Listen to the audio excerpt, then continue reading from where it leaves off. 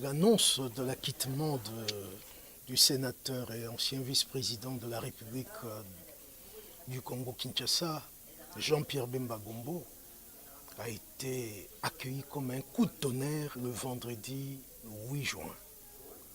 Nous recevons aujourd'hui Aimé Kigogo Moussampa, avocat au barreau de Bruxelles et de Kinshasa et de Lubumbashi. Il a fait partie de la première équipe de défense de l'accusé Jean-Pierre Bemba. Nous voulons voir un peu, en gros, qu'est-ce qui a pu déclencher ce retournement de situation. Maître Kigogo, bonjour. Bonjour et merci de m'accueillir aujourd'hui. La première question est simple. Quel sentiment avez-vous éprouvé lorsque vous avez entendu la juge Christine Van den Wengart de la chambre d'appel prononcer le mot acquittement? Quel sentiment avez-vous éprouvé? Eh bien, un sentiment du devoir accompli. Il faut dire que c'est depuis l'aube de ce procès que nous n'avons cessé de clamer l'innocence de notre client Jean-Pierre Bemba. Parce qu'il s'avérait que les éléments des preuves n'étaient pas réunis à suffisance. C'est d'ailleurs pour moi l'occasion de rappeler que l'affaire Jean-Pierre Bemba a été déférée à la Cour pénale internationale par un État africain, voisin à la République démocratique du Congo, la République centrafricaine, qui était dirigée à l'époque par l'ancien président François Bozizé, qui n'était autre que l'adversaire du président Patassé dans le cadre du conflit qui a fait l'objet du procès devant la Cour pénale internationale. Ça veut donc dire que, étant à la fois lui-même parti, il était très difficile sous la présidence de François Bozizé en République centrafricaine que les enquêtes du procureur aient pu être menées, diligentées avec suffisamment d'impartialité. Et je voudrais d'ailleurs rappeler que nous étions le premier à dire que le dossier était vide. Vide tout simplement parce que au moment où Jean-Pierre Bemba est déféré devant la Cour pénale internationale... Ça, nous sommes en juillet 2008. Tout à fait. La question lui est posée de savoir s'il souhaite solliciter sa remise en liberté. Or, l'on sait que le principe du procès équitable veut qu'on ne puisse demander sa mise en liberté qu'après avoir consulté son dossier pour découvrir les éléments de fait sur lesquels se basent les procureurs pour asseoir son accusation. Et là, il n'y avait absolument rien. Et c'est d'ailleurs après avoir été privé de liberté, ce n'est seulement qu'à posteriori que le procureur va commencer ses enquêtes. Va commencer donc à monter un dossier. Et vous comprendrez pourquoi les juges vont dire « nous écartons tous les éléments de preuve qui ne se trouvaient pas dans l'acte d'accusation initial, celui-là même qui, après amendement, avait été déposé pour la confirmation des charges. » Et donc, il y a un élément là. Jean-Pierre Bemba a été arrêté par la justice belge au mois de mai 2008. Au mois d'octobre, vous avez déclaré que vous êtes en train de demander au procureur les éléments, les charges retenues contre votre client et il vous donnait des bribes d'informations. Ce sont vos mots. En octobre. Tout à fait, tout à fait. Donc il n'y avait toujours rien. Mais il faut déjà rappeler, comme vous le dites à juste titre, qui arrête Jean-Pierre Bemba? Eh bien, c'est la Belgique. Après avoir quitté la République démocratique du Congo où il vivait paisiblement, peu de temps après s'être exilé entre le Portugal et la Belgique, Jean-Pierre Bemba sera privé de liberté. Je voudrais d'ailleurs rappeler que les services du bureau du procureur de la Cour pénale internationale ont tenté plusieurs démarches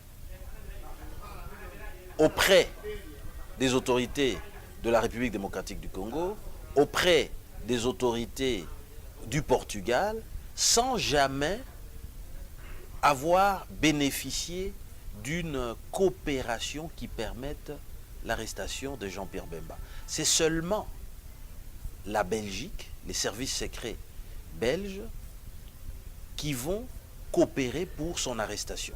Quelle est la signification selon vous de ça? Tout ceci est simplement le signe du fait que, et on le voit d'ailleurs dans toute l'évolution des relations internationales du Congo, à chaque fois, les pays occidentaux essayent d'accabler des différents leaders, différents responsables des États africains lorsque ils estiment que les intérêts de leur pays, au détriment souvent des intérêts de nos populations, n'est pas rencontré avec telle ou telle personne.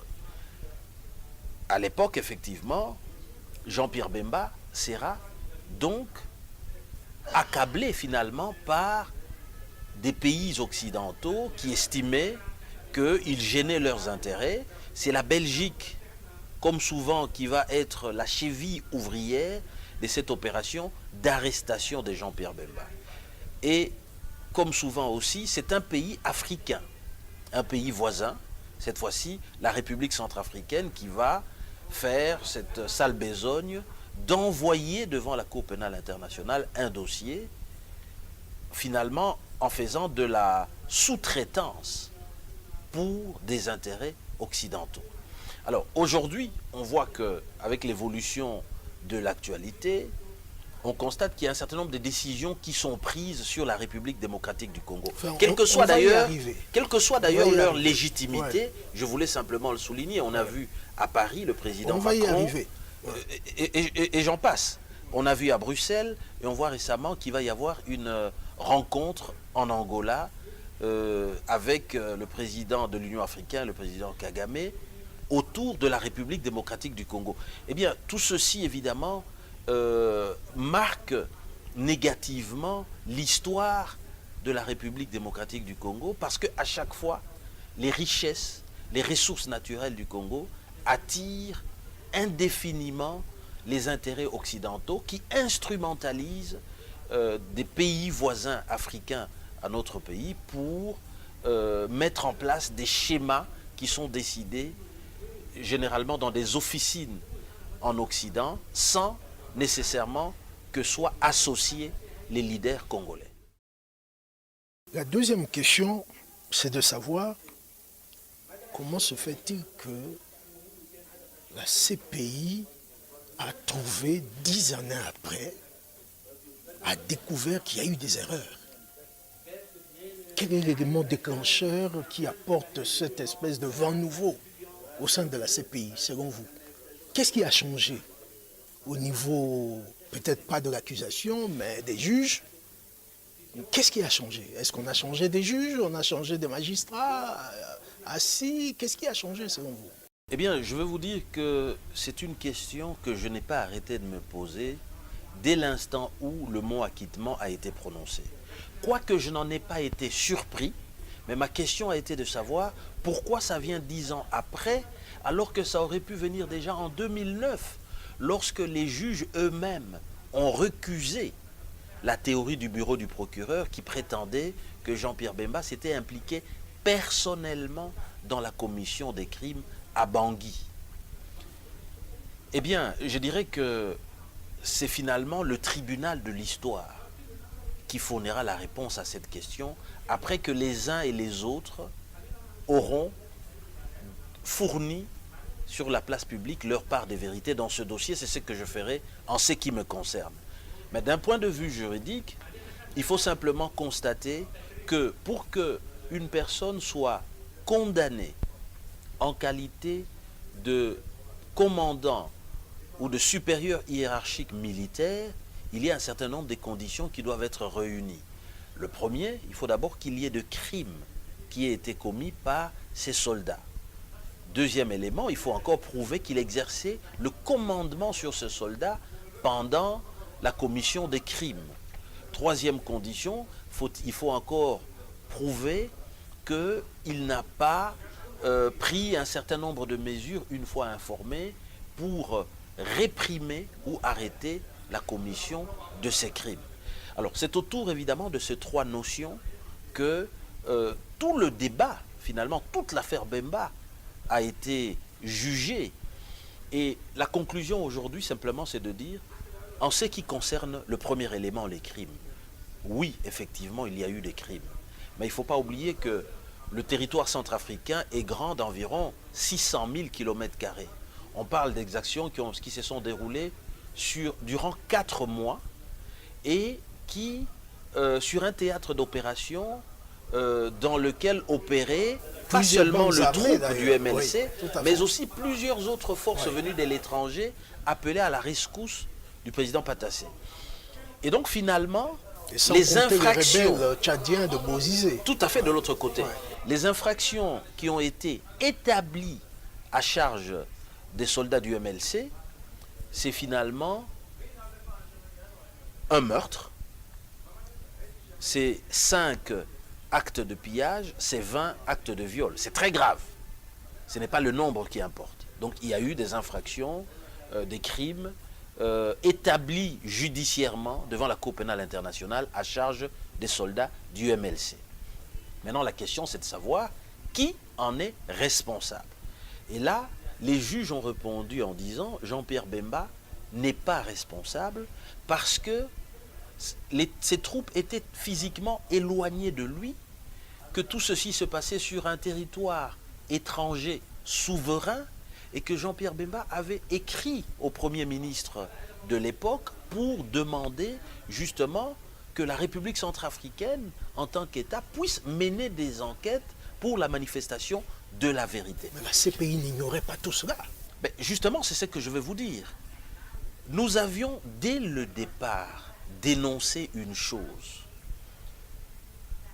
On ne peut pas imaginer des crimes atroces commis sur un théâtre des opérations dans lesquels des soldats rebelles conduits par le général François Bozizé à l'époque se battaient avec plusieurs autres forces, appelés par le président Patassé, que les deux principaux belligérants de ce conflit, le président Patassé d'une part, qui avait d'ailleurs revendiqué d'être appelé à la barre de la CPI, le président François Bozizé n'ait pas été appelé ni comme accusé, ni comme témoin.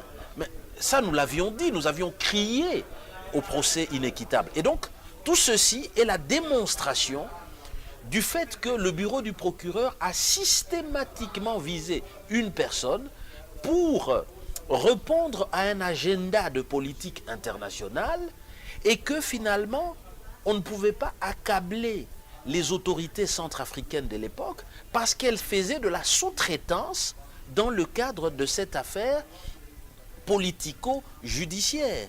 C'est extrêmement important de le rappeler pour que plus jamais cela ne se répète dans notre pays. Systématiquement dans notre pays, on voit des agendas étrangers, de politique européenne, de politique occidentale, être conçus, élaborés, planifiés à partir de l'Occident et mis en œuvre en Afrique en utilisant des pays voisins. C'est ce qui s'est passé, en tout cas dans le dossier Jean-Pierre Bemba, c'est ce qui est en train de se passer actuellement avec le Rwanda et l'Angola par rapport à la République démocratique du Congo. Mais où sont finalement les hommes d'État congolais pour régler leurs questions et leurs problèmes eux-mêmes? Mais Jean-Pierre Bemba est arrêté. Là, vraiment, je m'adresse à un juriste. Jean-Pierre Bemba est arrêté le 24 mai 2008. C'est le 26 mars 2016, soit 8 ans, qu'il apprend enfin la sanction qui lui est infligée. Ça fait 8 ans. Est-ce qu'on peut parler de bonne justice au niveau de la Cour pénale internationale? 8 ans pour connaître la peine qui vous est réservée. Eh bien, il faut dire que le principe de droit pénal, même en matière internationale, en ce qui concerne le droit au procès équitable, exige qu'une personne puisse être jugée dans un délai raisonnable. C'est-à-dire La jurisprudence a plus considéré Ouais.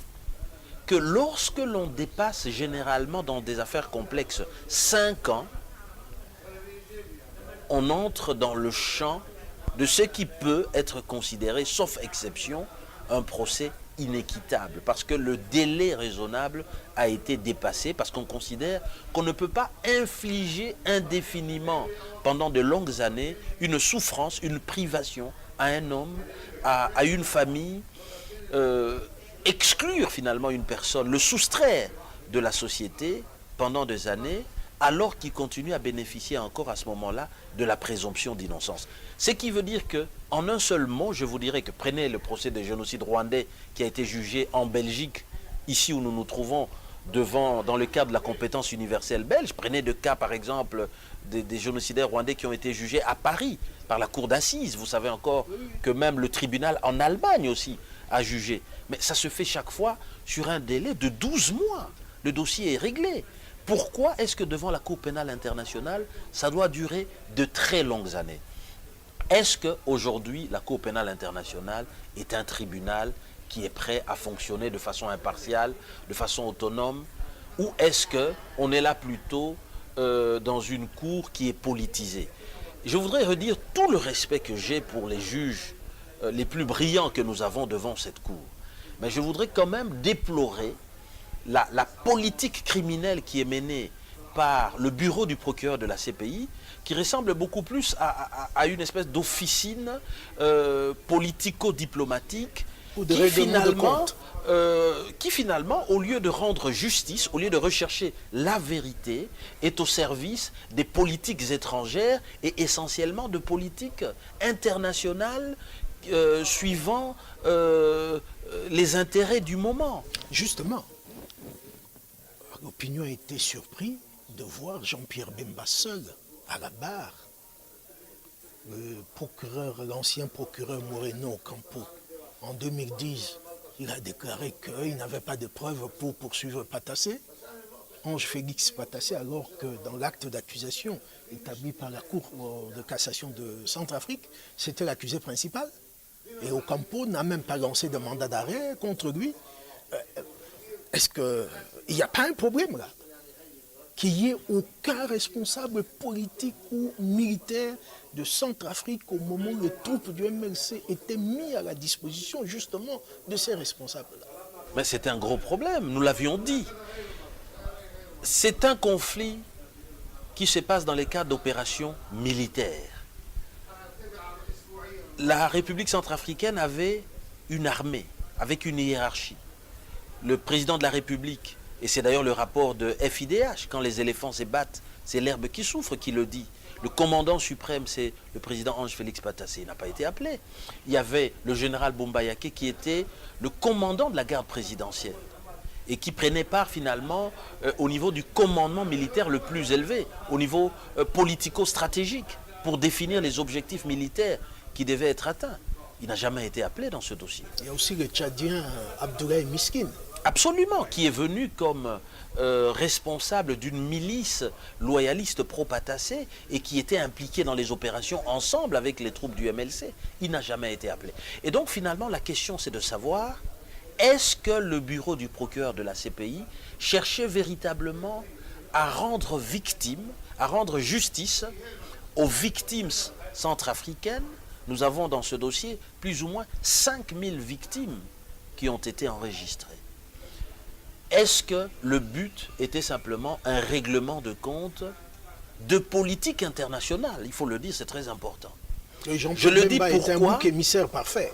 Je le dis simplement parce que la République démocratique du Congo souffre, depuis la conférence de Berlin, des décisions qui sont à chaque fois prises par les États occidentaux qui prennent des décisions entre eux en excluant les Congolais et qui finalement, par l'après, choisissent d'instrumentaliser des Africains pour mettre en place leur politique pour leurs intérêts au détriment de la population congolaise ou même des populations africaines en général. C'est extrêmement important que les hommes d'État dans notre pays en prennent conscience pour comprendre aujourd'hui que nous n'arriverons à bâtir un grand Congo que si se lèvent dans notre pays, au cœur de l'Afrique, des grands hommes d'État qui vont prendre le destin du Congo en main sans à chaque fois penser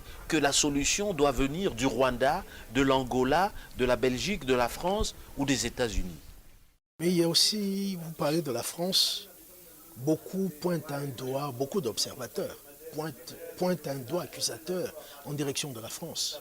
Comme vous savez, la FIDH et la Ligue centrafricaine des droits de l'homme, c'est eux qui ont collecté les preuves, si on peut dire, les témoignages à charge. La FIDH a joué un grand rôle là-dessus. RFI et AFP avec l'affaire des Pygmées. Parce que dès 2003, Jean-Pierre Bemba se plaignait qu'on veut le déstabiliser parce qu'il a été au secours de Patassi. Il y a eu l'affaire des Pygmées de l'Ituri. On a prétendu que Jean-Pierre Bemba mangeait des Pygmées. Et puis il y a eu, en septembre 2009, je crois que vous vous rappelez, au moment où Jean-Pierre Bemba avait demandé la libération conditionnelle, provisoire, on a parlé des tirs dans les résidences de quelques ministres anciens transfuges du MLC. Et c'est toujours l'AFP qui a fait du boucan là-dessus. Je sais que c'est une question un peu embarrassante pour vous, mais quel est le rôle de la France de Jacques Chirac et de Nicolas Sarkozy dans cette affaire, dans les malheurs, si on peut dire, les malheurs judiciaires de Jean-Pierre Bemba? Je voudrais d'abord vous dire que je ne pourrais en aucune manière être embarrassé par vos questions, quelle que soit leur forme. Parce qu'à un moment donné, en toute responsabilité, il faudrait que nous nous regardions en face entre Congolais pour se dire certaines vérités. Vous savez que lors de la conférence de Berlin, la France avait signé une clause de préemption pour dire que dans le partage que les Occidentaux avaient fait de la République démocratique du Congo comme étant un grand marché dans lequel ils peuvent entrer pour puiser les richesses en vue de construire leurs industries en Occident au détriment du peuple congolais, décidant même d'utiliser la population congolaise comme des sous-hommes, comme des instruments, comme de la main-d'œuvre gratuite, comme des esclaves qui devaient travailler pour eux en vue de les aider justement à récolter tout ce qui pouvait être pris comme caoutchouc à l'époque de l'industrie automobile, comme minerai en vue d'apporter chez eux. La France dira à la Belgique, c'est vrai, la conférence de Berlin te donne la gestion, mais si jamais la Belgique se retirait de la gestion du Congo, eh bien la France est intéressée et demande donc de bénéficier d'un droit de préemption sur le Congo, comme si le Congo était une possession qui pouvait être conquis indéfiniment par les différents pays étrangers sur la base de leurs arrangements économiques. Et je le dis pourquoi? Parce que finalement, quand on parle de la Franc-Afrique, il faut savoir que, vous l'avez dit, l'AFP, le FIDH, ce sont des organismes qui sont financés par la France. Et donc, évidemment, la France n'est pas étrangère aux actions qui ont été menées et qui ont abouti à l'arrestation d'un ancien vice-président de la République démocratique du Congo, Jean-Pierre Bemba.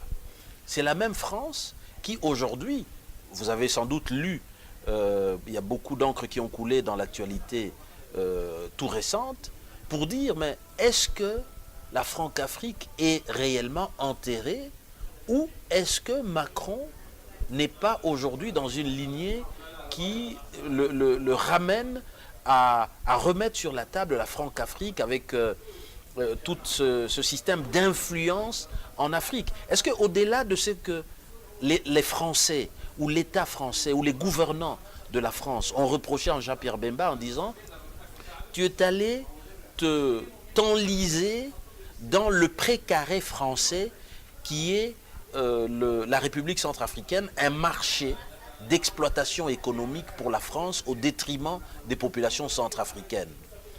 Et la France estimait que c'était à elle de décider qui allait être le président de la République centrafricaine. À ce moment-là, en dépit du fait que le président Patassé avait été élu par la population centrafricaine, la France avait décidé d'installer le président Bozizé, qui est finalement en la faveur d'un coup d'État avec l'appui de la France étalé. Ce coup d'État qui a entraîné un conflit, qui a entraîné de nombreux morts. Y a-t-il eu un procès où des autorités françaises ont été impliquées devant la Cour pénale internationale? Ça aurait pu être le cas, en principe, dans cette affaire Jean-Pierre Bemba, si on voulait réellement la manifestation de la vérité.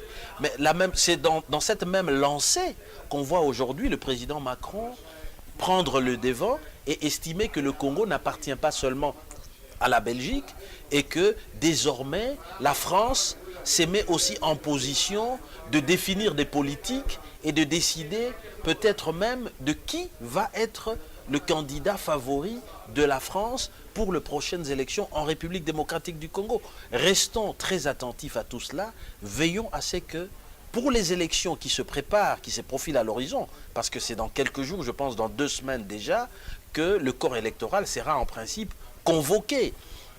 Il est important c'est surtout que... les dépôts de candidature. Oui. Tout à fait. Il est donc important que pour les prochaines élections, que ce soit les Congolais eux-mêmes qui se choisissent leurs prochains gouvernants, que ce soit au niveau du Sénat, de l'Assemblée nationale et, à plus forte raison, bien entendu, de la présidence de la République. On va essayer d'aller rapidement. Et il nous reste moins de 5 minutes. Première question. Est-ce qu'on peut s'attendre à une libération provisoire de Jean-Pierre Bemba pour ce mardi? Mardi 12. Ce qui est certain, c'est qu'à partir de mardi en fin de journée, il est possible, après des arrangements d'ordre logistique, que Jean-Pierre Bemba soit effectivement mis en liberté. Si vous le voyez, vous lui conseillerez de prendre le premier vol à destination de Kinshasa? Jean-Pierre Bemba est responsable. Je pense qu'il lui appartient seul, bien entendu, de prendre les décisions qui lui paraissent le plus appropriées. Est-ce que les conditions sont réunies de sécurité, notamment parce que vous vous rappelez, le procureur général de la République avait lancé un mandat d'arrêt contre lui en 2007, au mois de mars, pour haute trahison. On ne sait pas ce qu'il en est aujourd'hui de ce mandat d'arrêt. Eh bien, il faut dire que d'un point de vue purement juridique, la Constitution et même les conventions internationales garantissent à tout Congolais le droit d'accéder sur le territoire national dont il est ressortissant, c'est-à-dire la République démocratique du Congo. Il peut donc retourner librement au Congo s'il le désire. Maintenant, la question de savoir si les procès qui avaient commencé à être diligentés contre lui au Congo vont l'être, je ne saurais pas évidemment m'exprimer en lieu et place du procureur général de la République, mais il faut aussi se poser la question de savoir s'il n'y a pas eu prescription. Évidemment, n'ayant pas les éléments de ce dossier, n'ayant jamais été consulté dans le cadre de ces affaires, je ne saurais pas répondre utilement à cette question. Toute dernière question. 10 ans de procès pour rien. Est-ce que ce n'est pas un échec pour l'ancien duo Maurice Moreno Ocampo et Bensouda? En ce qui me concerne, il me semble que la décence la plus élémentaire engage Madame Bensouda de déposer sa démission devant la Cour pénale internationale. Il existe beaucoup de personnalités, des experts, des juristes, des avocats aguerris devant la Cour pénale internationale qui peuvent relever le défi important du travail du bureau du procureur de la Cour pénale internationale. Je pense que Mme Bensouda n'a plus désormais sa place au bureau du procureur de la CPI.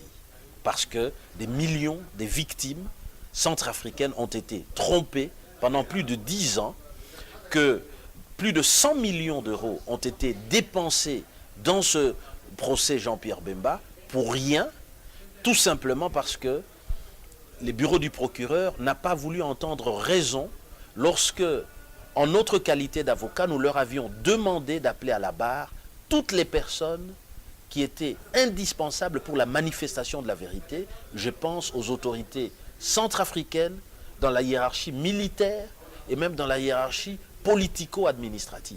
Je pense évidemment à des responsables français qui étaient aussi impliqués finalement dans le déroulement de ces conflits. Le gendarme français Paul Baril. Notamment, je pense à tous les chefs des milices aussi qui étaient sur le terrain, comme Miskin par exemple. Je pense bien entendu au président François Bozizé, qui était en fonction à ce moment-là, puisqu'on dit que le principe de l'immunité ne vaut. La qualité officielle ne peut pas être évoquée devant la Cour pénale internationale. Donc même un chef d'État en exercice, dans l'état actuel des dispositions de la Cour internationale, pouvait être poursuivi. Mais pourquoi est-ce qu'on n'a pas poursuivi le président François Bozizé si l'on voulait réellement la manifestation de la vérité? Nous vous remercions de nous avoir suivis. Bonne soirée ou bonne journée chez vous.